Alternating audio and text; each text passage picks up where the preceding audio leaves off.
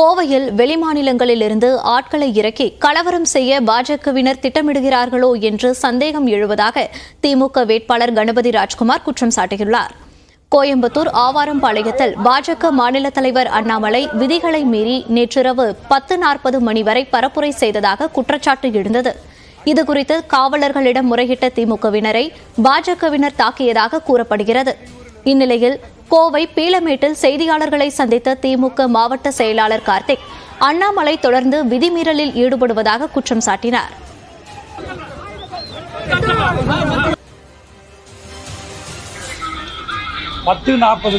அவருடைய வாகனத்தில் பிரச்சார வாகனத்தில் அவர் போயிட்டு இருக்கார். பிரச்சார வாகனத்தில் போயிட்டு இருக்கிற ஒளிபெருக்கியில் பேசிட்டு போயிட்டு இருக்கிறார். 10:40 வரைக்கும் பேசுறது இது நியாயமா? பாஜக வேட்பாளர் எப்படிப்பட்டவர் என்பதற்கு இது ஒன்றே சாட்சியாக இருக்கிறது. அவர் வேட்பாளராக போட்டியிடுவதற்கு முன்பு இந்திய அரசியல் அமைப்பு சட்டப்படி இந்திய தேர்தல் ஆணையம் என்ன சொல்லியிருக்கிறது, ஒவ்வொரு வேட்பாளரும் வேட்பாளராக வேட்புமனு தாக்கல் செய்யறப்ப நம்ம உறுதிமொழி இருக்கிறோம். உறுதிமொழி இருக்கிறப்ப சட்ட விதிகளுக்கு உட்பட்டு நாங்கள் தேர்தல் பிரச்சாரம் பண்றோம் அப்படின்னு சொல்லி தான் இருக்கிறோம். அதே நேரத்தில் சட்ட விதிகளை தாண்டி 10:40 வரைக்கும் பிரச்சாரம் பண்ணியிருக்கார். இது நேற்றைக்கு. அதே மாதிரி இந்த வாரத்தில் பல இடங்களிலே பாஜக வேட்பாளர் அண்ணாமலை பல இடங்கள்ல இதே போன்று அத்துமீறி சட்ட விதிகளை மீறி அவர் தேர்தல் பிரச்சாரத்தில் ஈடுபட்டிருக்கிறார். தொடர்ந்து பேசிய திமுக வேட்பாளர் கணபதி ராஜ்குமார், பாஜகவினர் தோல்வி பயத்தில் தொடர்ந்து இடையூறு செய்வதாக விமர்சித்தார். மேலும் கோவையில் கலவரத்தை ஏற்படுத்த முயற்சிப்பதாகவும் குற்றம் சாட்டினார். பாரதிய ஜனதா கட்சி இப்பொழுது மெல்லமாக சுயரூபத்தை காமிக்க ஆரம்பித்திருக்கிறார்கள். I think they have started to taste defeat. தோல்வி பயம் அவர்கள் முகத்தில் தெரிகிறது. அதனால்தான் அவங்க பாத்தீங்கன்னா வெளி மாநிலங்களில் இருந்து ஆட்களை கொண்டு இங்கே பிரச்சாரம் செய்கிறேன் என்ற அந்த பேர்ல அவர்கள் இங்கே ஊடுருவ வைத்திருக்கிறார்கள். அது எந்த நேரத்திலும் கலவரத்தை உண்டாக்கலாமோ என்ற ஐயம் எங்களுக்கு இருக்கிறது.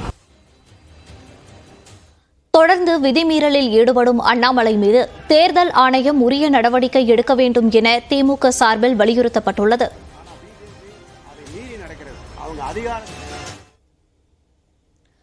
தமிழ்நாட்டின் டெல்டா மற்றும் தென் மாவட்டங்களில் பரவலாக மழை பெய்ததால் பொதுமக்கள் மகிழ்ச்சியடைந்தனர். தென்னிந்திய பகுதிகளின் மேல் வளிமண்டல கீழடுக்குகளில் காற்றின் திசை மாறுபாட்டால் தென் தமிழகத்தில் ஒரு சில இடங்களிலும் வட தமிழ்நாட்டின் ஓரிரு இடங்களிலும் மிதமான மழைக்கு வாய்ப்பிருப்பதாக வானிலை மையம் தெரிவித்துள்ளது.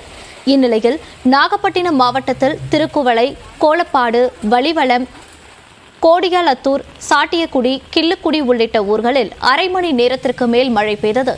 இதனால் கோடை வெப்பம் சற்று தணிந்து பொதுமக்கள் இதமான சூழலை அனுபவித்தனர்.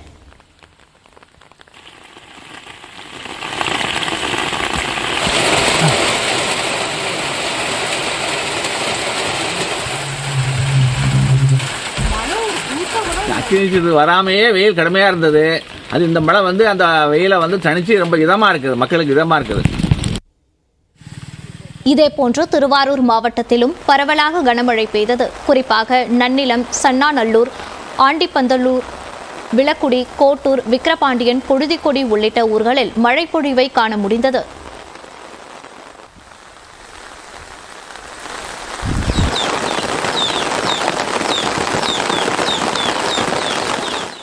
கோடை வெயில் சுட்டெரித்து வந்த நிலையில் திடீரென்று பெய்த மழையால் விவசாயிகளும் பெரும் மகிழ்ச்சி அடைந்துள்ளனர்.